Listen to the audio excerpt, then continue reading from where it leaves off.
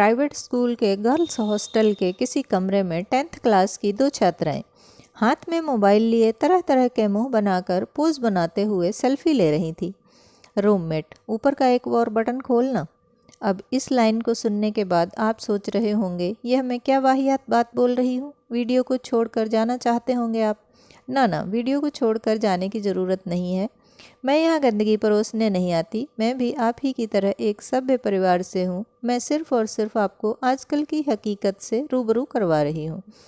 Roommate फिर से, अरे यार खोलना, पिक्स ज़बरदस्त आएगी और एकदम कूल भी लगेगी तू, और रील पर बहुत सारे लाइक्स और कमेंट्स भी आएंगे, रातों रात फेमस हो जाएगी तू। यहाँ हम एक लड़की का नाम मेंशन कर रहे हैं जो कि काल्पनिक है, उसका इस वीडियो से कोई लेना देना नहीं। हम एक कॉमन सा नाम रख लेते हैं, पूजा। पूजा कहती है, ना बाबा ना, अगर घर पर पता चल गया तो, और मुझे भी शर्म आएगी ऐसे पिक्स में, प्लीज़ ऐसे ही ले लो ना पिक्स। रूममेट, अरे तू भी ना बहुत झल्ली है, आजकल तो ज़्यादातर लड़कियां रील्स पर हैं, और देख कैसे कैसे कपड़े पहनती हैं और अदाएं दिखाकर नाचती हैं। चल कुछ नहीं होता यार, खोलना बटन। पूजा शर्माते हुए बटन खोलकर रील्स बनवाने लगी। रील बनी और वायरल भी हुई, सैकड़ों लाइक्स और कमेंट्स। अब वो बैठकर कमेंट्स पढ़ रही है। Wow, too hot baby, you are looking very sexy and hot, will you be my girlfriend baby, awesome pic, I wanna feel you baby, bla bla bla. Comments पढ़कर आज पूजा 7वें आसमान पर है। उसे लग रहा है कि दुनिया की सबसे सुंदर लड़की वही है, और शायद उसी के लिए परिशब्द बना है। इधर कस्बे में पूजा के घर एक जागरूक युवा आकर उसके माँ पापा को पूजा की रील और उस पर आए कमेंट्स दिखा रहा था। तीनों में कुछ बातें हुई और अगली सुबह तीनों पूजा के हॉस्टल में उसके साथ बैठे थे। युवा का परिचय किसी दूर के रिश्तेदार के भतीजे के रूप में करवाया गया था, जो आज शहर आ रहा था, जिसके साथ माँ पापा भी आ गए। कुछ बातें हुई और साथ में लंच किया गया।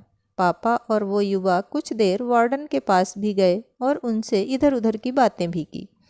कुछ देर बाद तीनों ने पूजा से विदा ली। शायद किसी ने नोटिस नहीं किया था, लेकिन जब युवा हॉस्टल के कमरे में दाखिल हुआ था तब उसके पास एक मोटी सी किताब जैसा कुछ था, जो शायद वो कमरे में ही भूल आया था या फिर जानबूझकर छोड़ दिया था उसे।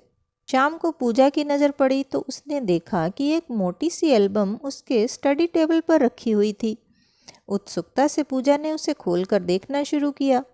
एल्बम में हजारों ऐसी पेपर कटिंग्स लगी हुई थी जिनमें भोली भाली लड़कियों को शिकार बनाए जाने की खबरें थी।